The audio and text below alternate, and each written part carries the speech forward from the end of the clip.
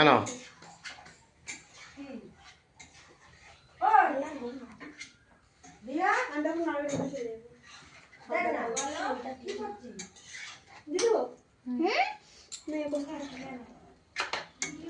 আওয়াজ হয়নি, কিছু হয় না। দাঁড়াও না তুমি, পটপট করে উঠবে না তো?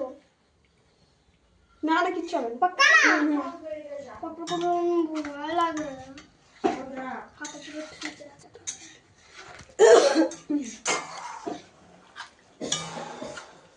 দিদা রান্না শিখে গেলাম।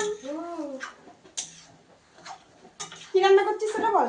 চিকেন, তারপর কষা কষা করে একদম। ও আমার ফেভারিট জিনিসটাই রান্না করছি।